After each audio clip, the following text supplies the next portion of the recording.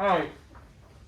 What's up, everybody? It's Mr. Do the Math, and we are going to talk about transformations. We're going to talk about reflections, and we're going to talk about dilations. Alright, so reflections.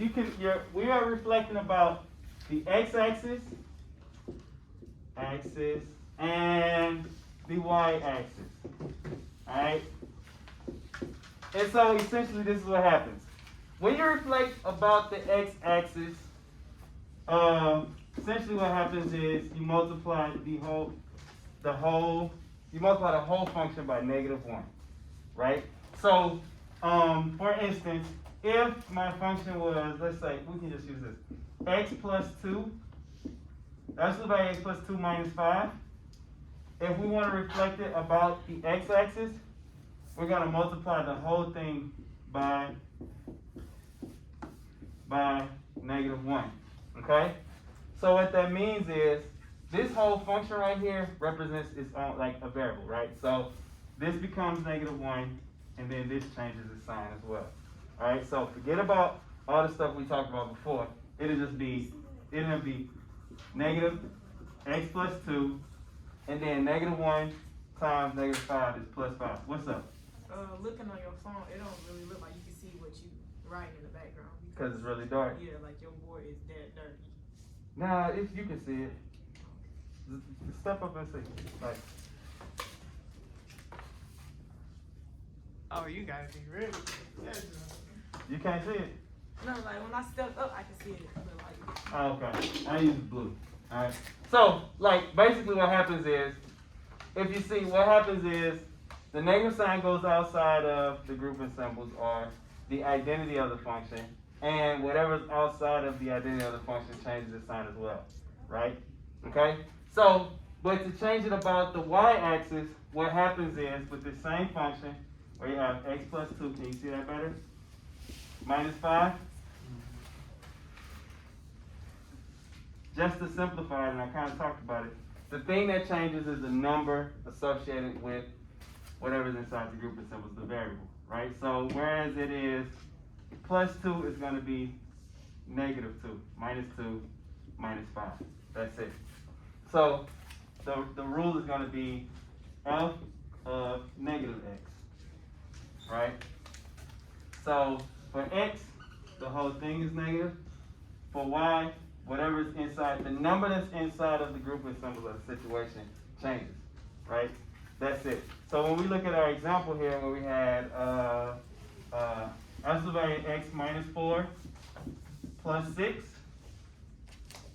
x minus 4 plus 6, to change it about the x-axis, you distribute this negative sign through, right? So it'd be negative absolute value x minus 4 minus 6, right? To change it about the y, the only thing that changes is this 4. So it'll be the absolute value of x plus 4 now, minus 6.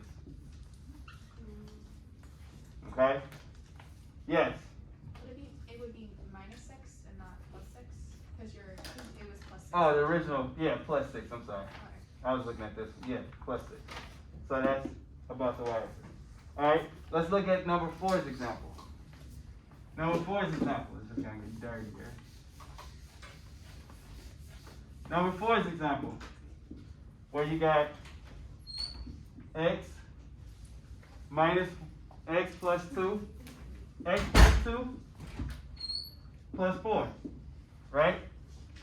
About the x-axis, you multiply by -1, right? Multiply by this -1, so you're going to have negative x plus 2 minus 1. Yep, that's it, right? And then this same equation, or the same function about the y, you're going to end up with the absolute value of x minus 2 plus 4. Okay? That's it. I'm sorry about yesterday. That explains it. I don't know what was happening yesterday. It was a train wreck. Yesterday was a train wreck, I will admit. And I apologize for it. It is all my fault. Alright, now, strengths. I'm sorry, this is important. Emma, you're going home at 3. Emma's not, Emma, It's Where's 3, Emma? so. Oh, she must have left already. Oh, Emma already left. Okay. Hold on, what is that? Here we go. Let's go to the next page. Number 5, right? So vertical shrinks. Are we still there? Vertical shrinks. Okay? Dilation. Everybody good? Number 5? Alright. The last page, guys. You don't have this back? I wasn't here yesterday. No, which one was gonna do? We didn't do it yet. Yeah, we're doing it now. All right, look. So the way these work is basically this.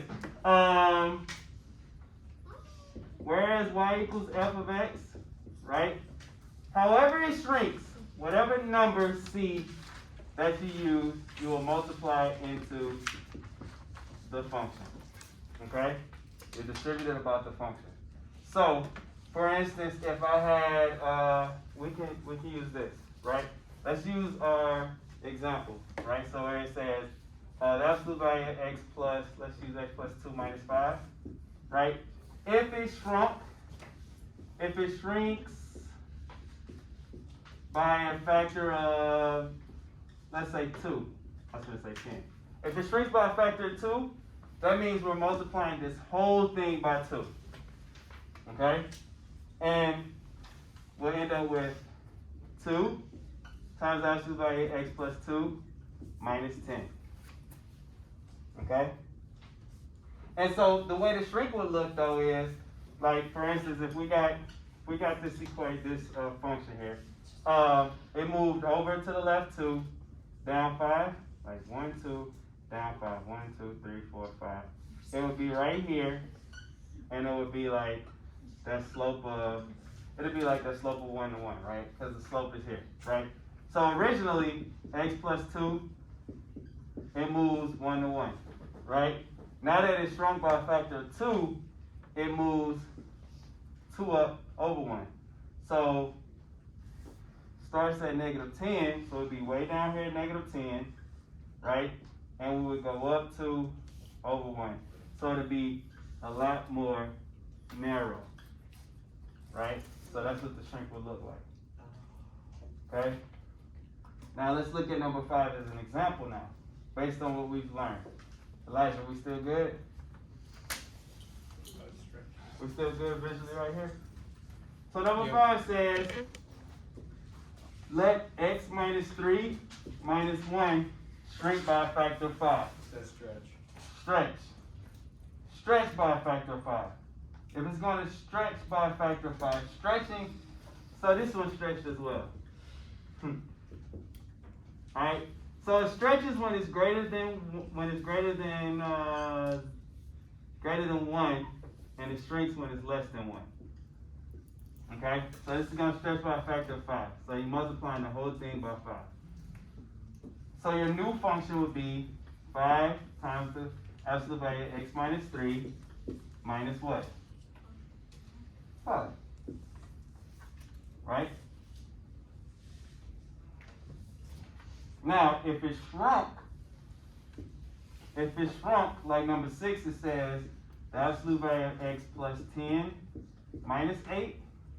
It shrinks by a factor of 1/2. That means you're multiplying everything by 1/2. When you multiply by 1/2, you're dividing by 2, right? So to go back, 1/2, absolute value of x plus 10. Half of 8 is 4, right? So there's your situation, right? And so it's funny because when it stretches, it gets like thinner. When it shrinks, it gets like wider. It's weird, but that's what happens. Okay? So the first one's not. The first one was a stretch. This is a stretch, Okay. right? It's the verbiage. The verbiage is weird, but it's gonna look different. Let's look at it right fast. Like so, for instance, when it's regular, the initial equation, based on all of this, no markers. I hate my markers. Based on this equation, based on this equation, where it says x plus 10 minus 8, where would you start at? What's the vertex? Where does it start? Negative 10, negative 8. Negative 10, negative 8, right? Yes. Because this is opposite, right? So it's negative 10, negative 8. So we go all the way over here to negative 10. We're just going to say this is negative 10. And we're going to say down here is negative 8, right? So, negative 8. So it'd be here, and it'll just look something like basic, right? Now, here, where's the vertex? Negative 10, negative 4. Negative 10, negative 4. So we're going to go up 4 spaces, right? And it's going to go up 1 over 2, right? Up 1 over 2. So it's going to look something like this.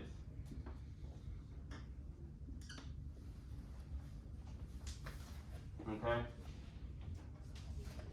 So, essentially, when it says it either stretches or shrinks, you're just multiplying the whole thing by whatever it's stretching or shrinking by. That's it in a nutshell. Okay? Okay. So, what if I gave you one and you tell me what happened? So what if I got, let's come back over here to one of these. Look at this. We got this function here. And we're going to,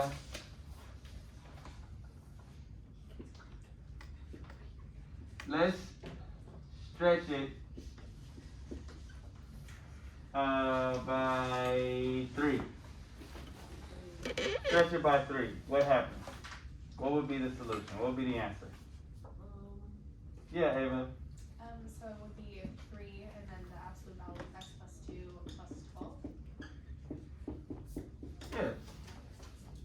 Right? Yeah. Yeah, I got that. What if it shrunk by 1/4? If this shrunk by 1/4, what would it be? Yeah, Caitlin. 1/4 and the absolute value of x plus 2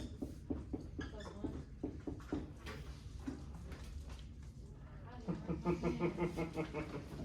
Yeah. That's it. Okay? So that's your dilations, that's your reflection. So this is the dilation, that's your reflection. Right? Alright, so like the last part is can you write the equation for number 7? Alright, look at number 7. Pay attention to its vertex. Right? Pay attention to its vertex and pay attention to its slope. Its slope is going to tell you what the outside is going to look like. And this is focusing on absolute value functions, right? So, what's going to be on the left side of the absolute value bar? Anything? No, because the slope is 1, right? So what you want to do is find out what the vertex is. What's the vertex? 3, negative 2. What's the vertex?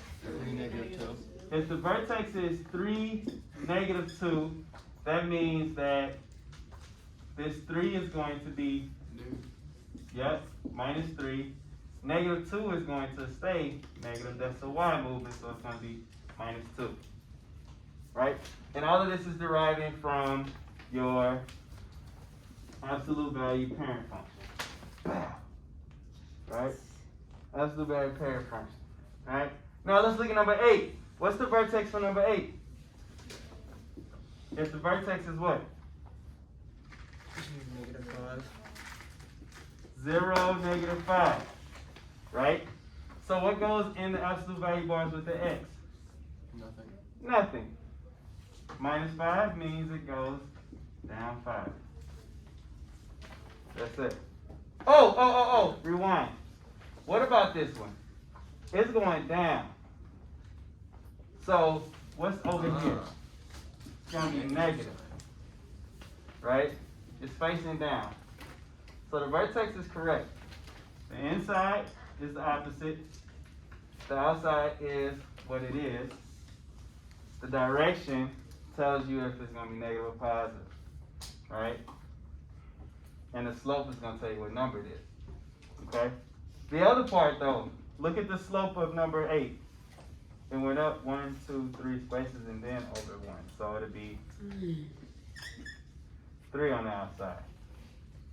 Okay? So I hope this helps us a little bit more with transformations of linear and absolute value functions, right?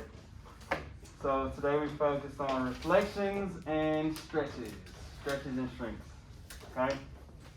Do the math out. So you guys have,